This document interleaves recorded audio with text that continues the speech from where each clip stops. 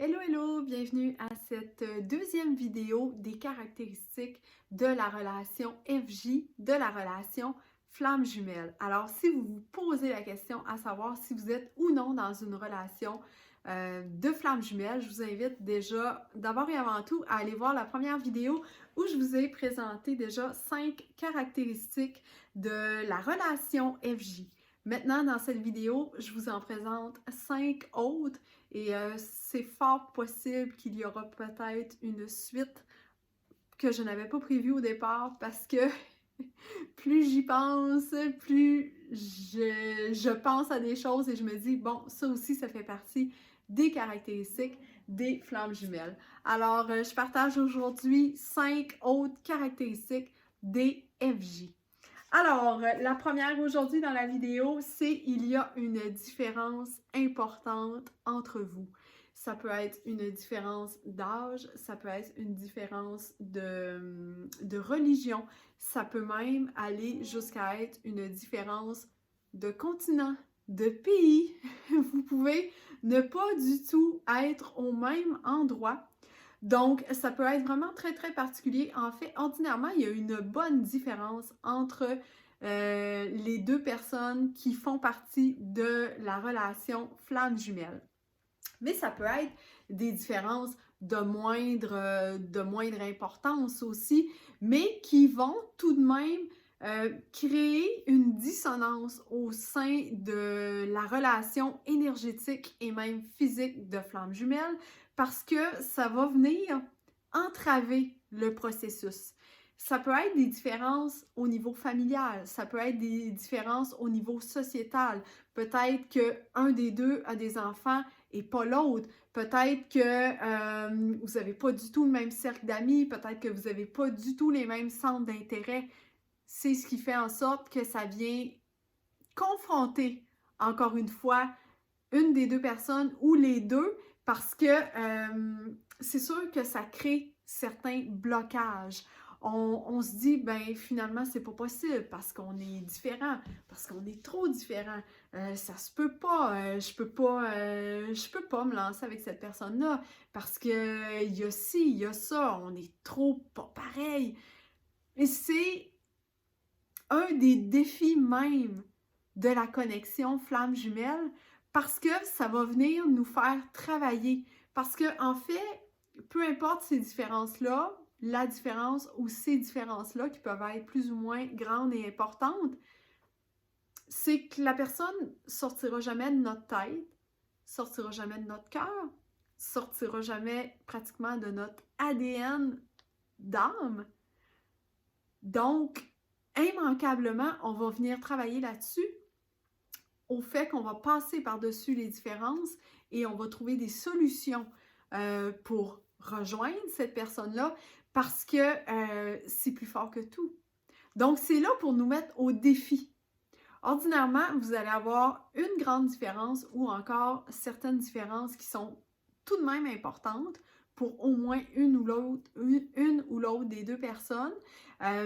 Puis ça va venir vraiment vous faire travailler. Donc ça, c'est une autre des caractéristiques du parcours flamme jumelle. La deuxième caractéristique dont je veux vous parler dans cette vidéo, c'est que vous allez évoluer de façon personnelle. Et ça, c'est un des points majeurs du parcours flamme jumelle. Le fait que ce soit compliqué va vous faire travailler sur vous personnellement, sur vous de façon limite spirituelle. Vous allez peut-être développer des nouvelles passions. Vous allez peut-être développer des parties de votre personnalité que vous n'auriez pas développées autrement. Ordinairement, ce qui va se produire, c'est que le chaser va développer des parties de personnalité que le runner a en plus. Et le runner, au contraire, va faire la même chose, va donc développer des parties de sa personnalité que le chaser a plus fort. Donc, on va comme devoir s'équilibrer un peu au niveau de nos polarités, sans s'en parler. C'est pas une question, là, on s'appelle, écoute, t'es-tu en train de développer ton yin et ton yang. Non, non, c'est au-delà de ça, c'est des choses qui vont au-delà du conscient. En fait, on s'en rend pas nécessairement compte, surtout le runner. Le runner en sera pas nécessairement conscient de ça. Le chaser, ordinairement, est vraiment conscient, limite trop. Ça en est fatigant. Il essaye vraiment de tout connaître et de tout savoir. Donc, c'est limite épuisant. Mais ça devient un parcours personnel. Et à un moment donné, on en vient qu'on va développer des passions, qu'on va s'occuper de soi, qu'on va s'occuper aussi beaucoup des blessures limites originelles qu'on appelle. Ordinairement, le chaser est atteint de la blessure de l'abandon et de la blessure de trahison. Et ordinairement, le runner lui, est blessé par la blessure du rejet. Donc, ce sont des blessures que un et l'autre a. Et souvent, dans le parcours flamme jumelle, on va immanquablement travailler là-dessus, à se sentir bien avec soi-même. C'est ça l'important, c'est d'être bien avec soi-même, d'abord et avant tout, avant de se retrouver avec l'autre. Troisième caractéristique, avant d'aller plus loin, je veux juste vous mentionner que le bruit que vous entendez, tic, tic, tic, tic, tic, tic, c'est un lapin nain qui boit. Donc, c'est super cute, c'est hyper zen dans ma vidéo, j'adore ça. Bon. Ordinairement, il fait ça parce qu'il m'entend parler. Troisième caractéristique, vous ne pouvez pas en parler.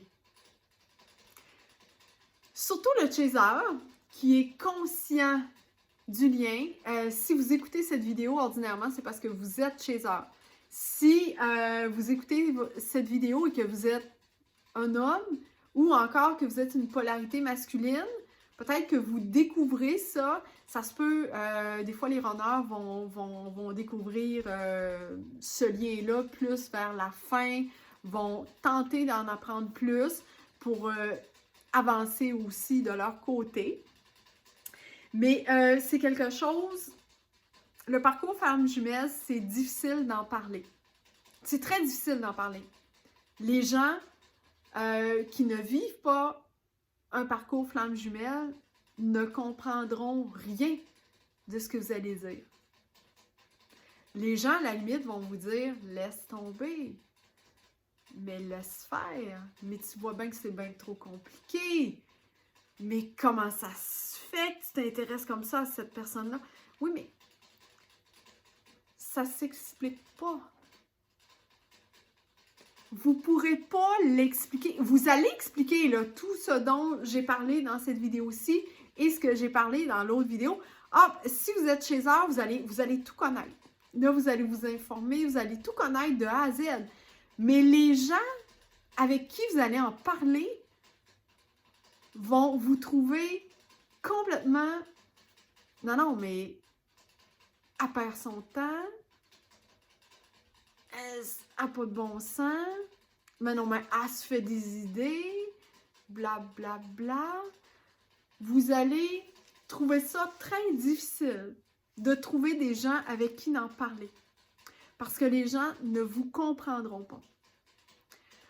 Si on n'a pas croisé une flamme jumelle dans notre vie, et ça se peut que ça n'arrive pas, c'est pas nécessairement là, c'est pas une obligation, on n'a pas nécessairement tous choisi de croiser une flamme jumelle dans la vie actuelle. Il y en a qui disent que oui, mais il y en a qui disent que non. Bref, moi j'ai l'impression qu'on n'est peut-être pas tous, on n'a peut-être pas tous choisi ce chemin-là. Mais les gens, si vous voulez vous confier, vous aurez de la difficulté à trouver une oreille compatissante à votre parcours. Ce sera très difficile pour les gens de comprendre ce que vous vivez réellement. Quand vous allez vivre la blessure d'abandon, quand vous allez vivre la blessure de trahison, les gens ne comprendront pas réellement ce que vous vivez. Puis ils ne font pas exprès. Donc, il ne faut pas en vouloir à personne. À un moment donné, vous allez comme vous replier sur vous. Et c'est difficile. c'est un parcours, ce n'est pas facile. Vous n'avez pas choisi un parcours facile. Sachez que vous pouvez venir en partager sur une page comme la mienne. Vous pouvez venir, si vous avez envie même de m'écrire en privé, ça me fait plaisir parce que je suis vraiment là pour vous aider. Je ne suis pas juste là pour vous offrir un tarif d'une guidance. Non, non. Ça me fait réellement plaisir si vous me contactez puis vous avez des questions puis vous avez besoin de parler à quelqu'un. Ça me fait réellement plaisir. Trouvez une communauté pour vous épauler. Je vais juste vous mettre en garde. Il y a beaucoup de groupes sur Facebook à ce sujet et il y a beaucoup de gens très, très à cran. Faites attention dans le sens où, à un moment donné, vous allez peut-être plus vous prendre la tête que d'autres choses. Donc, soyez prudents avec les gens avec qui vous en parlez. Essayez d'en parler à des gens qui ont vécu ça ou qui vivent ça à l'heure actuelle parce que sinon, vous allez voir, c'est extrêmement difficile d'être compris. Et puis là, après ça, on se sent encore plus seul parce que on se dit, ben oui, mais ça vous fait douter.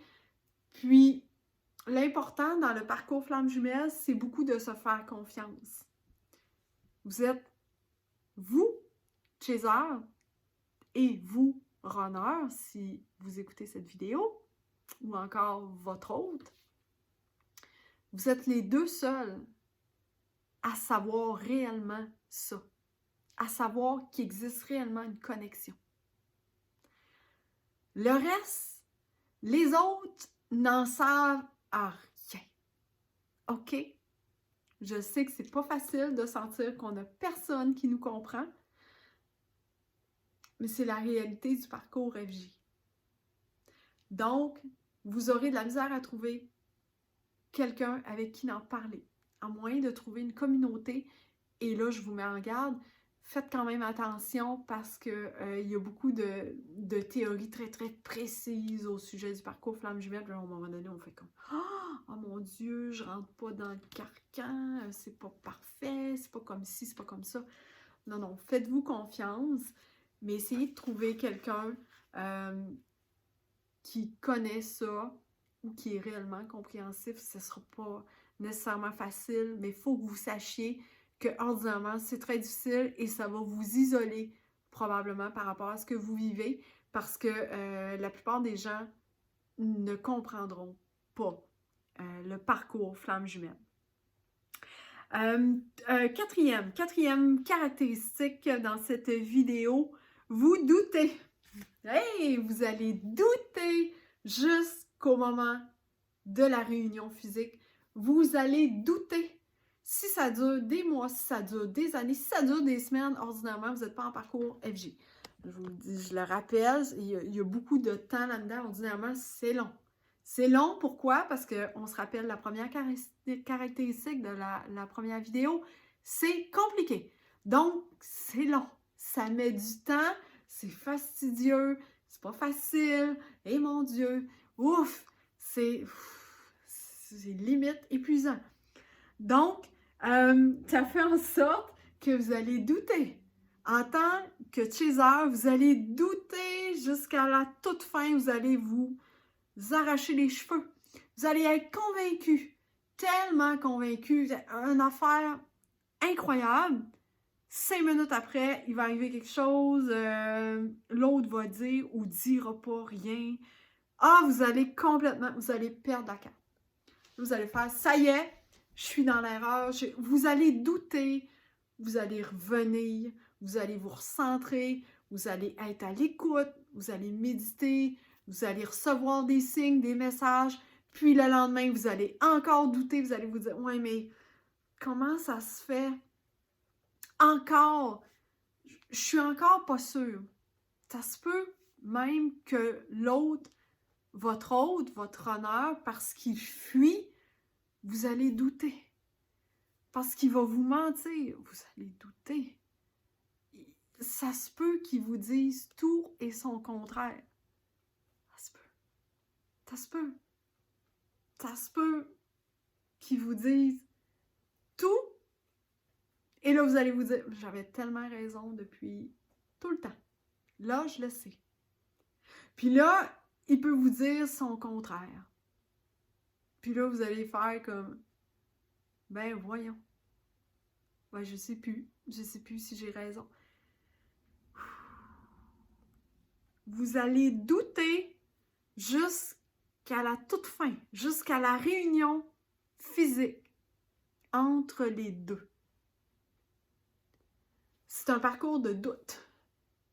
Et c'est à la fois un parcours de foi.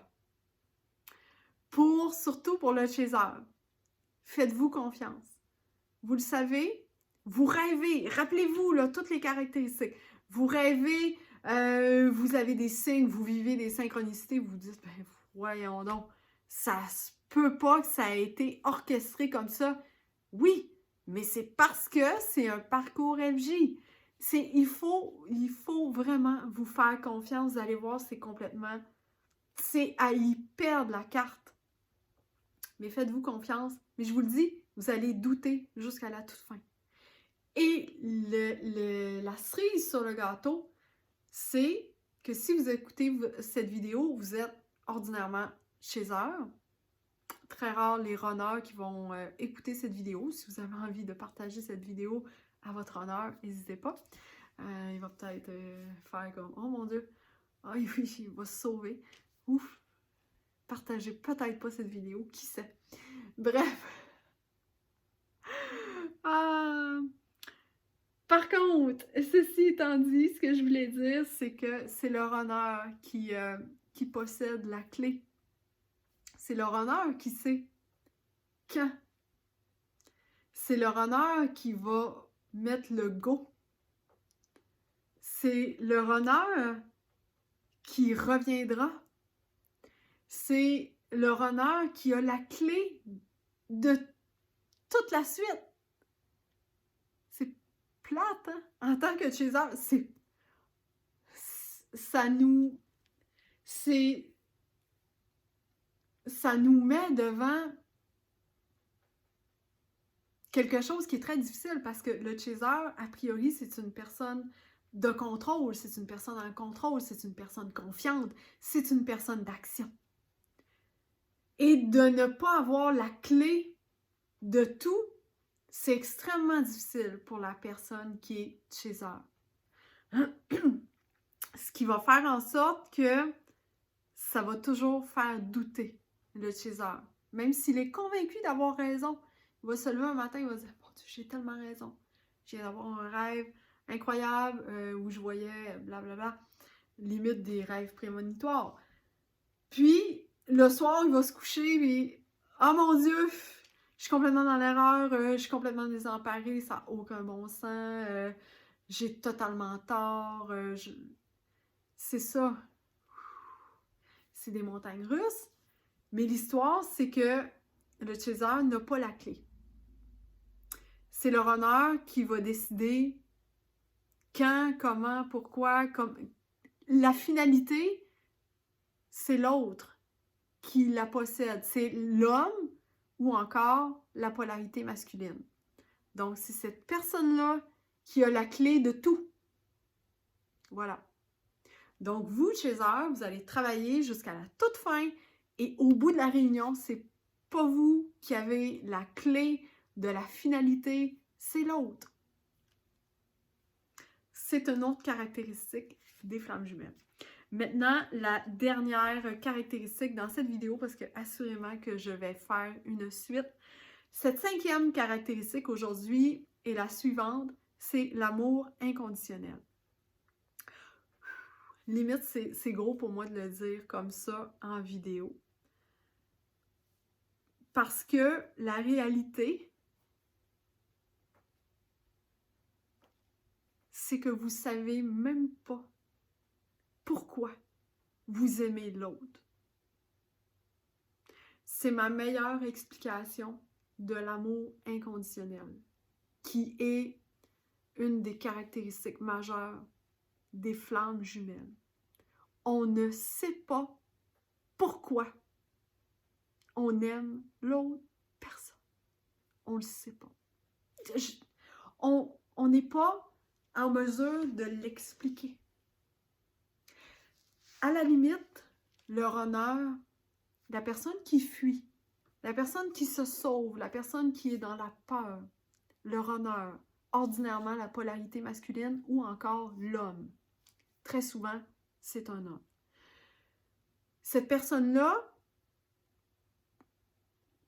trouve le chaser tellement beau, tellement belle. Il l'admire parce qu'il le trouve extraordinaire. À la limite, ça s'explique un peu.